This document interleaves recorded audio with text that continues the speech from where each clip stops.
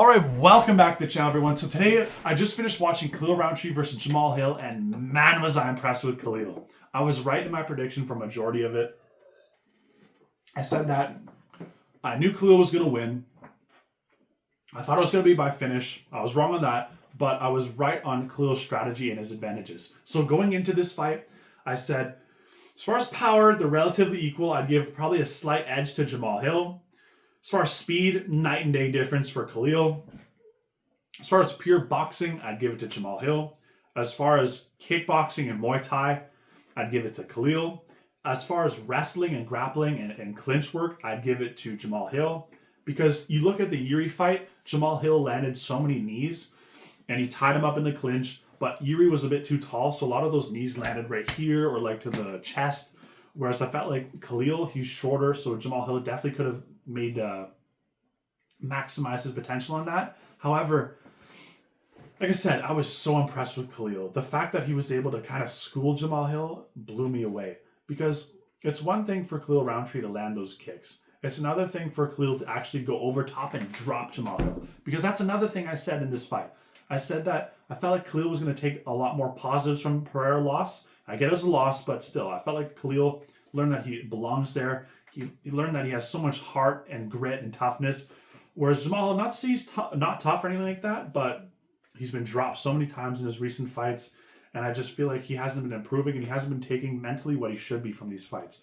Instead, he's like blaming the ref for the Pereira loss, and the year he's blaming the Achilles, which maybe it is a factor. However, I feel like Jamahal Hill, he's just not improving at all. And especially you see, because he's so much hate online, and then you see at the end of the fight where it's like 50, 45, 49, 46, 50, 45, Khalil Rountree. And then Jamahal Hill's like, what? It's like, bruh, how do you not know? Maybe he didn't think he won, but for him to think that it was a lot closer than it was, it just goes to show how delusional he is, man. And it's just, I don't know if it's an ego thing. I don't know if it's too many yes men around him, but man, that's not going to get him a lot of fans. And I remember at the end of the fight, he stood in the ring and he had his gloves off. And normally when you get schooled or like an embarrassing performance like that, the fighters are like, nah, I'm out, man. And for him to stay there, I thought he was looking for an interview. And he had his gloves off. So I was like, is he retiring? Like, what are we doing here? Because that's the thing. He's 0-3. He won the belt and then 0-3. Knocked out by Pereira. TKO'd by Yuri, schooled by Khalil Rountree. So it's like, as far as Jamahal Hill's future, I'll make another video later on, but I'm like, man, it's tough. I feel like at most he could be like a gatekeeper for 205, but as far as title aspirations or even staying in the top 5, I just don't see it. And as far as Khalil, I wouldn't say sky's the limit because I don't think he gets past Magomedov. I feel like Pereira, as he gets older, I feel like he's aging. Khalil definitely could beat Pereira. Unlikely. But, you know, he has showed improvements, and, you know, I'm very excited to see what Khalil goes to next, because he's like, yeah, I will fight Magomedov, but if I have to fight another one, I will. So maybe him versus Yuri, him versus Alberg, I don't know. But, yeah, no, very, very happy with Khalil's performance. A lot of the crowd was booing, especially near the end of the fight when there wasn't as much activity, but not everyone's Max Holloway, where they're like, yeah, I'm up 4 rounds. Let's just attempt to throw it all away. Whereas Khalil played it so smart. And the commentary was like, oh, maybe Khalil could throw a little more. But it's like, especially against Jamahal Hill, I was surprised how Khalil was so willing to get in there and in the pocket with Jamahal Hill and swing. I thought, if anything, Khalil was going to drop Jamahal by a leg kick or maybe like a body kick where it's like, oh, damn, knock the wind out of him. But for him to rock Jamahal Hill, it's like, wow. So Khalil Rountree is nothing to play with. I'm very excited for his future. And as far as Jamahal Hill, like I said, it's just, especially that calf kick was swollen up, man. For him to not check any of those, it's hard to watch. I thought Jamahal Hill would have at least attempted a takedown or maybe like fake a shot just to get Khalil's mind racing. But as far as a former champion, just to let, you know, ego take control and stay on the feet the entire time, I just don't understand it. So I'd really like to see him go to a different camp. I'd like to see him go and train with Eric Nixick. I feel like he was at Extreme Couture for a while, and I'd like to see him stay there. I feel like, especially with O'Malley, same thing. Maybe not a super gym, but go to another gym, get new eyes, get new tactical training, get everything going, because this corner, this camp is just not doing it for Jamal. He's not improving at all. And especially this late in the game, he's not going to reinvent the wheel. But I feel like Eric Nixick, having him at the helm of the ship, will definitely allow for Jamahal Hill to have a lot more success.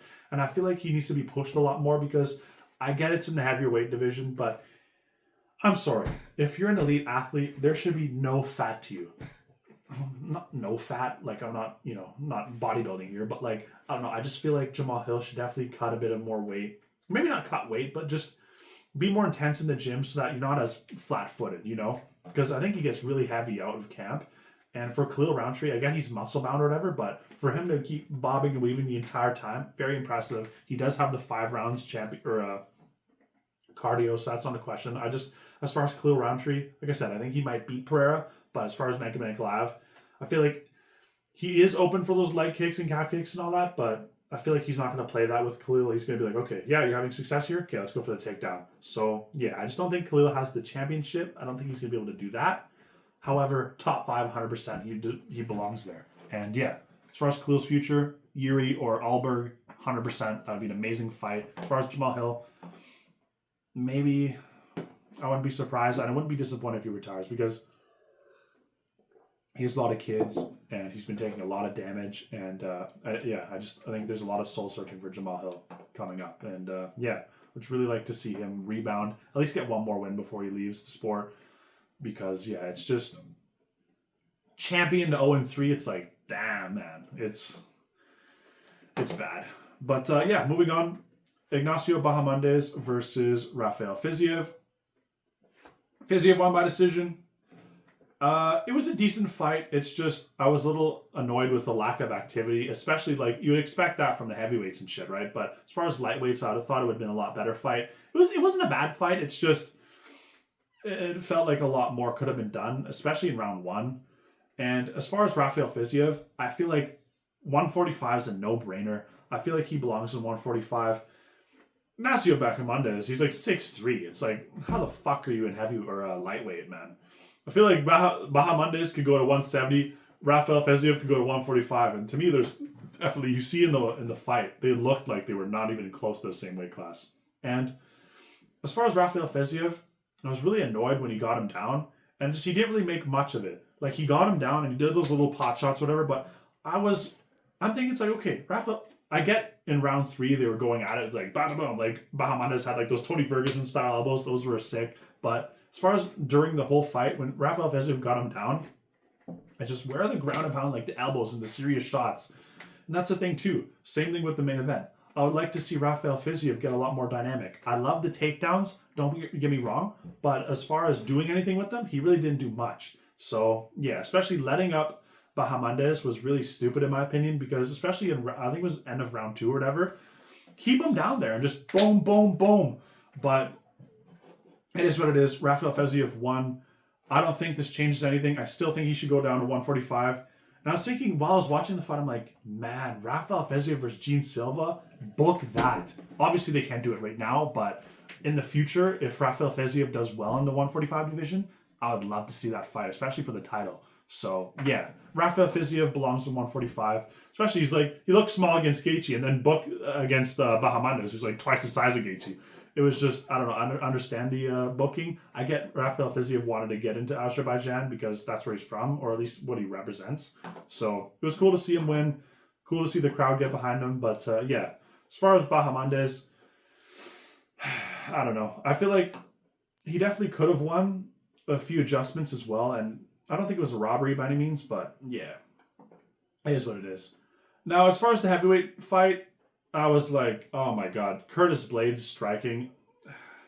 He said he pulled something or whatever early on in the fight. It is what it is. But yeah, especially he was doing well in the wrestling earlier on, but Rizvan Kuniev was able to get the striking going in rounds 2 and 3. And it's like, you see the damage and everything. I was shocked that they gave it to Curtis Blades. I think the crowd was booing as well. And it wasn't like a one-sided, like, demolished beatdown, but on the feet, Kuniev definitely had an answer for Curtis Blades. And I was just surprised he didn't drop Curtis Blades because I'm like, this is heavyweight. How is he not dropping him? So strange, but it is what it is. Felt like Kuniev, definitely not a chance he beats Aspinall. Not a chance. And that's just goes to show the state of the heavyweight division. It's abysmal.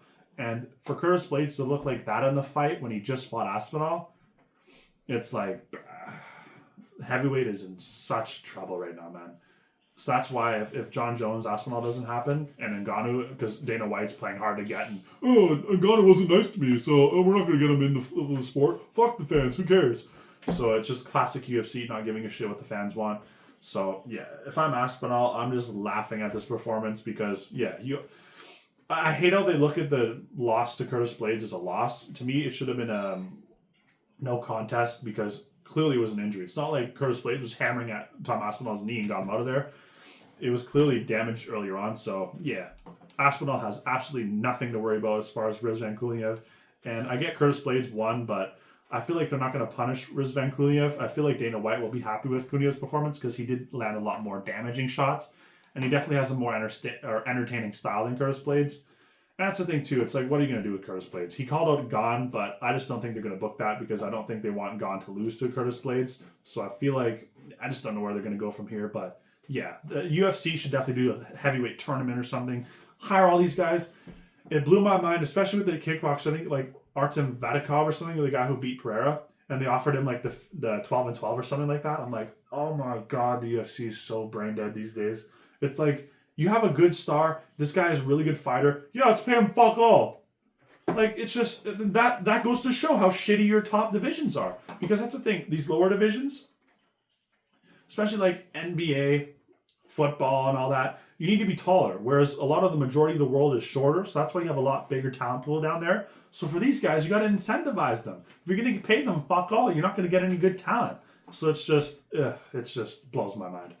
Moving on. Tawfiq Musaya versus Mitebek or Lorbai. Really good performance, I guess, for Mitebek. I was a little worried because I'm like, this is just going to be a grapple-heavy hug fest. But for him to get the submission, I was really happy with because there's nothing worse when you see a guy out-wrestling the other guy with no intention to finish. That's what my criticism of Merab was recently. But he subbed O'Malley, so I'm very happy to see him get the submission. He was a Kimura. I thought it was going to be a complete war. And Mitebek or Lorbai, his last fight, he was so battered, but he showed he has the heart. He has the will to stay there. So for him to not even strike at all in this fight, I guess I get the self-preservation, but I definitely would have liked to see a lot more striking out of him. I don't know where he goes from here, but yeah, good performance. And he took like no damage. I'm just surprised Tawfiq had nothing for him on the grappling. That was very strange to me. But moving on. Then you see Nazim Sadikov versus Nicholas Mota. Wow. People were saying that's fight of the year. Like, like just going back and forth. It was like a brawl, man. And for Nazim Sadikov, as much as people were like, how is he standing all that? A lot of the shots that Nicholas Mota were throwing during that, I felt like if he slowed down and picked his shots, because especially like, Sadikov was like this, right? And his head was down just taking it all. If Mota stopped and just like, okay, I'm going to stop and throw a knee up the middle and then come over. I felt like Mata kind of blew his load early in that fight. Pause. But, I felt like Nicholas Mata, it was a very competitive fight, but Nazim Sadikov kind of got his pacing going, figured him out, and then got the bigger shots and then got him out of there.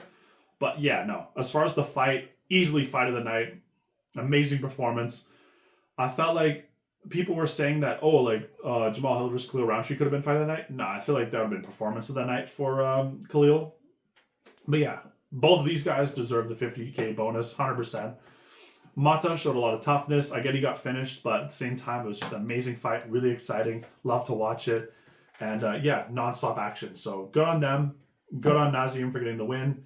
And that's all I got for today. Thank you so much for watching. Like and subscribe, and we'll see you guys in the next one.